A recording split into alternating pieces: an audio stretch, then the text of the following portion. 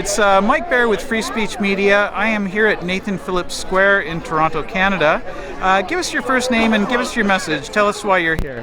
Hi, my name's Trish.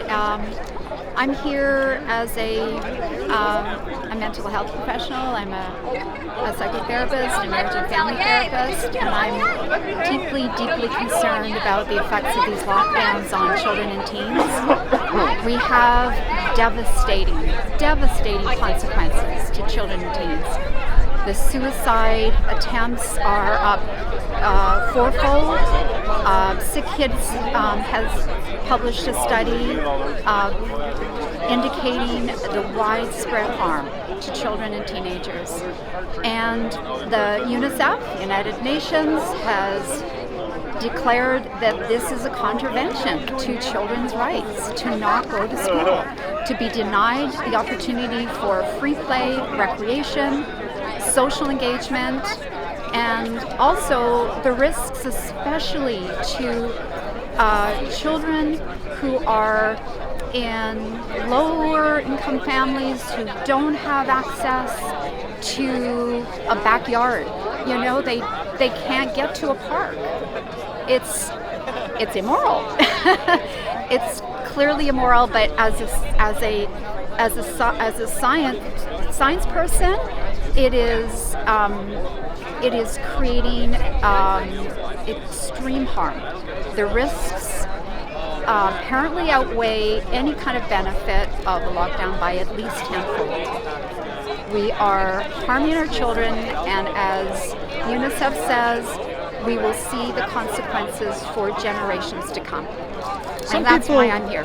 Some people believe this is the biggest public health policy failure in the history of Canada. Do you agree with that? Absolutely. It's being driven, I don't know what it's being driven by, fear, but it is not being driven by peer-reviewed, evidence-based science.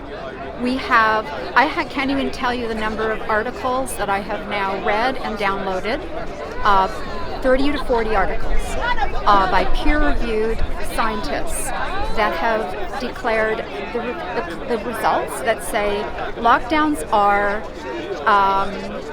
have minimal positive effect, and at best, and they have collateral damage that outweighs any kind of benefit by an exponential figure.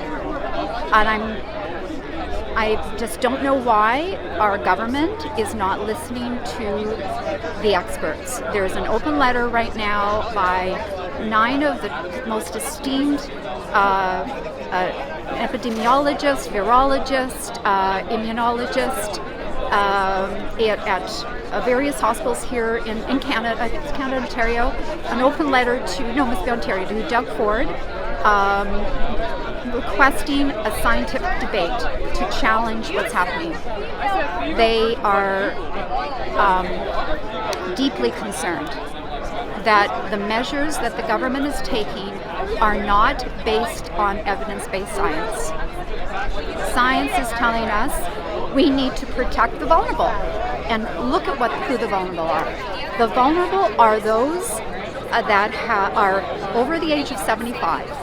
We needed to have done this a long time ago. We needed to have gotten the vulnerable vaccinated immediately. We needed to have gone into long-term care homes and vaccinated all staff. That should have been done immediately. There's not been any, as it's called, a focused approach to those who are vulnerable. The next that are vulnerable are those essential workers.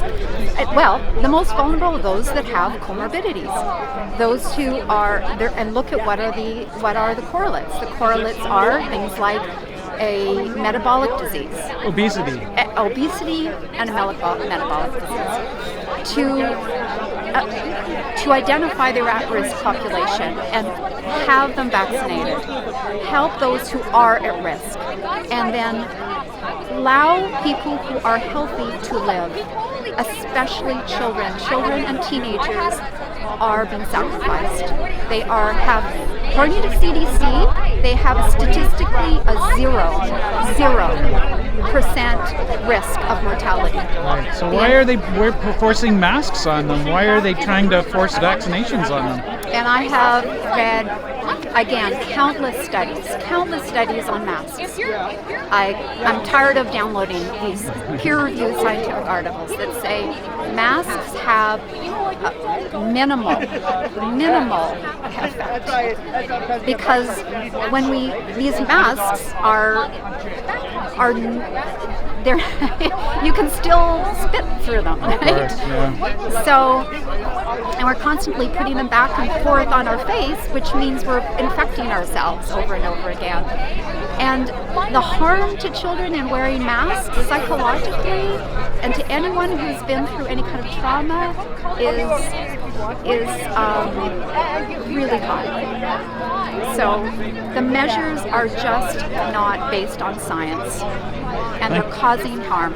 Thank you so much. You're welcome. Thank you. That's great.